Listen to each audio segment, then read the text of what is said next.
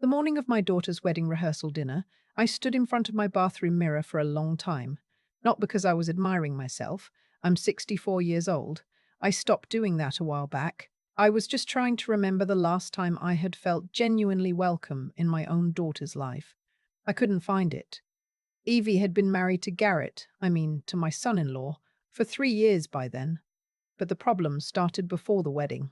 They started the day she brought him home for Thanksgiving, and he sat at my table, ate my food, and spent the entire evening telling my daughter which of her family members were holding her back. I should have paid more attention to that. My name is Dorothy Crane. I'm 64 years old.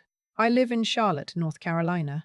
And for 31 years, I ran a commercial real estate firm that I built from nothing, from a single leased desk in a shared office on Independence Boulevard to a company that managed over 400 properties across 3 states. I did that after my husband Leonard passed away when my daughter was 7 years old. I did that while making her school lunches and driving her to ballet and sitting in the back of every single school play she was ever in. I'm not telling you that to brag.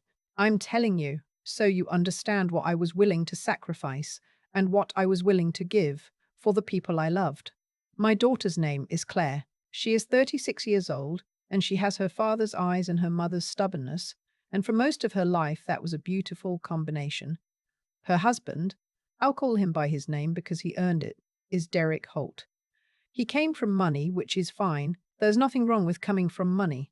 The problem with Derek was that he had come from money without ever understanding what it cost. He had a pleasant face, a firm handshake, and the quiet condescension of a man who has never had to worry about whether the lights would stay on. When Claire told me she was marrying him, I smiled and hugged her and told her I was happy. And part of me was. She was happy. That mattered. What I didn't expect was how quickly she would start to disappear into his world, and how little room there would be in that world for me. The first few years I told myself it was normal. Newlyweds find their rhythm. They prioritize each other. Claire called less frequently. She stopped coming to Sunday dinners. She started referring to Derek's mother, Pauline, a woman who had spent her adult life lunching and chairing committees, as her real confidant. I heard that word from a mutual friend, not from Claire herself. I swallowed it. I kept sending birthday cards. I kept showing up to the things I was invited to, even when the invitations felt like afterthoughts. I kept being her mother, and then I made a mistake. 3 years into their marriage, Derek came to me with a business proposition. He wanted to open a hospitality group, restaurants, eventually a boutique hotel in Asheville. He had vision and charm and a solid concept. What he didn't have was capital or creditworthiness. His family's money was tied up in trusts he couldn't access until he was 50. Claire asked me to co-sign on a commercial loan, $800,000. I want you to understand what that number meant. It wasn't beyond my means, but it was not a casual thing. It was secured against 2 of my properties. If Derek defaulted, I stood to lose real assets that I had spent years building. I said yes because my daughter looked at me across my kitchen table with those eyes that still looked like Leonard's and said, "Mom, this is our dream. I really need you to believe in us." So I believed in them. And for a while it seemed to work. The first restaurant opened in the South End neighborhood of Charlotte. It did well. Derek expanded. A second location in Raleigh. Then preliminary contracts for the Asheville property. He had a gift for the concept. I'll give him that. What he didn't have a gift for was gratitude. He never once, in all those years, acknowledged what my signature on that loan had made possible. Not privately, not publicly, not once. When people asked how he'd gotten started, he talked about vision and timing and the market. My name never came up. I noticed. I didn't say anything. I'm not someone who needs credit. But I noticed. And Claire noticed that I noticed, I think. And instead of addressing it, she chose sides. Gradually, quietly, the way water finds a crack in a foundation and widens it without ever making a sound. The breaking point came on a Saturday evening in October. Derek and Claire were hosting a dinner party. It was not a large affair. 8 people, their dining room catered from one of his restaurants. I was invited. I arrived on time, brought a good bottle of wine, wore a dress I bought specifically because Claire had once said she liked that color on me. There were place cards. I found mine at the far end of the table, next to a colleague of Derek's I had never met. separated from my daughter by the full length of the table. Pauline, Derek's mother, was seated at Claire's right hand. Derek was at the head. I sat down. I unfolded my napkin. I told myself it was just seating. Then Derek's older brother arrived late, a man named Garrett who I had met perhaps twice. And Derek stood up, looked down the table at me, and said quite clearly in front of everyone, "Dorothy, would you mind moving down one? We need that spot for family." The table went quiet. I want to describe what happened to my body in that moment, because it wasn't what you might expect. I didn't feel rage. I felt something colder than that, a kind of absolute clarity, the way the air feels just before a storm when everything goes still and the birds stop. I looked at my daughter. She looked at her plate. That was the moment. Not Derek's words. He had always been capable of something like that. I just hadn't wanted to see it. The moment was Claire looking at her plate. I picked up my purse. I set the wine I brought on the sideboard. And I said in a perfectly level voice, "Of course, enjoy your evening." And I left. No one came after me. I drove home on I-77 in the dark, and I did not cry. I had spent years telling myself that things would get better, that Claire would come back to herself, that marriage was an adjustment, and I needed to be patient. Sitting in the left lane at 60 miles an hour, I understood that I had been patient long enough.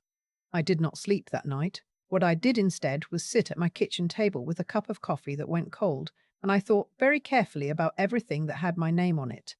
The commercial loan had been refinanced 18 months prior. Derek had taken over as primary borrower, but I remained a guarantor.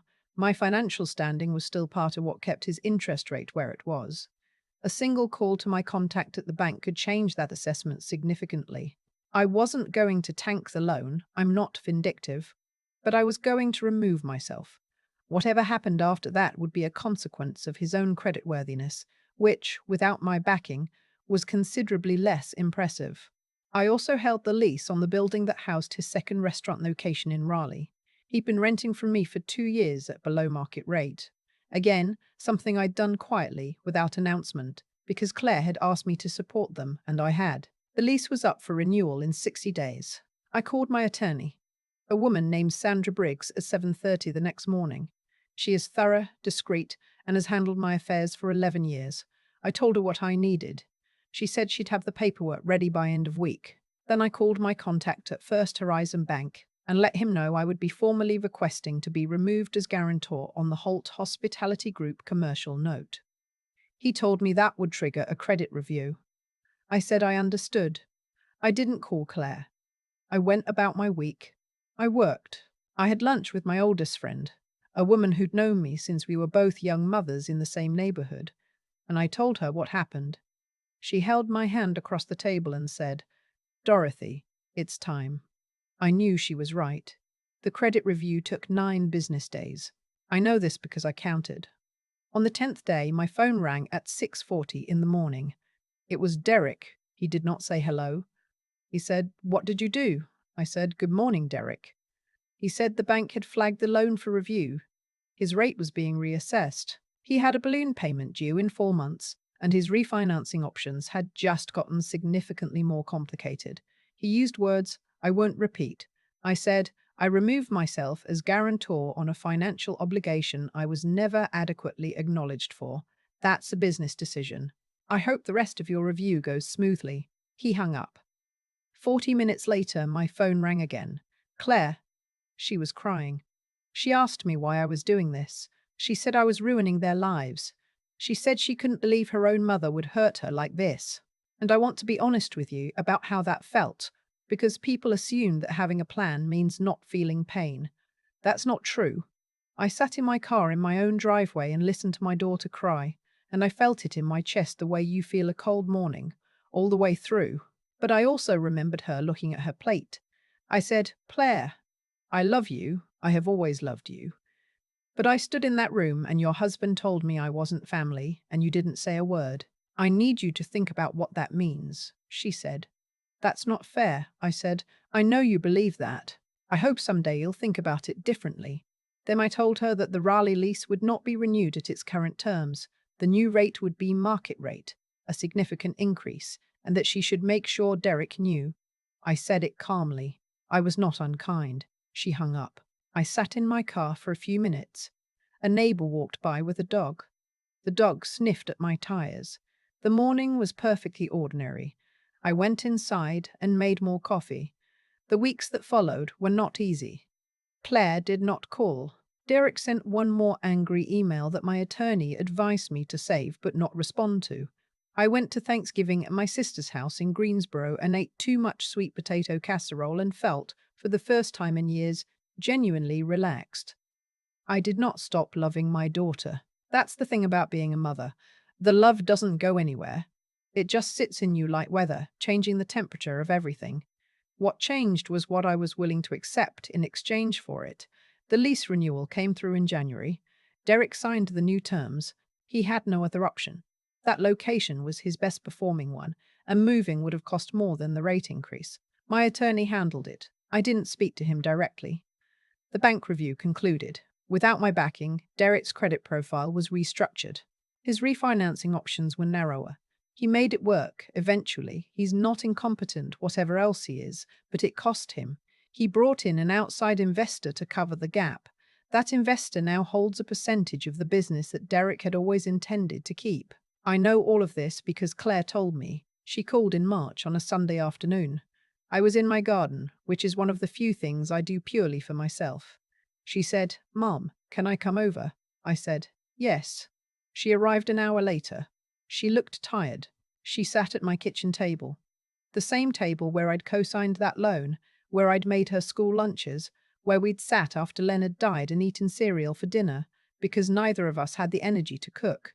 And she said, I'm so sorry, Mom. I didn't know how to be in both places at once, and I kept choosing wrong, and I'm sorry.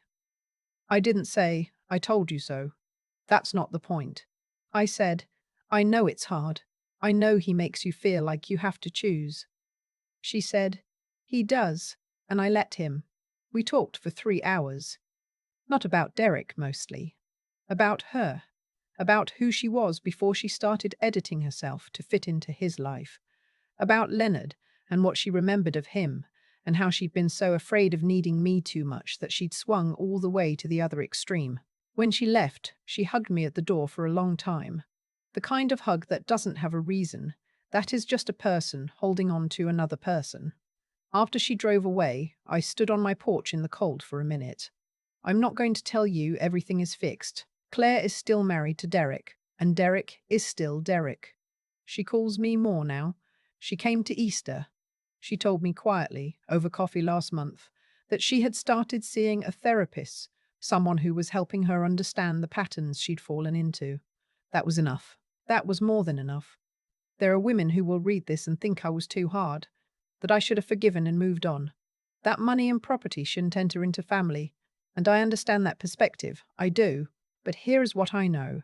The day I left that dinner party and drove home alone, I had a choice. I could fold myself smaller to keep the peace, the way I'd been doing for years, or I could stand up straight and let the consequences be what they were.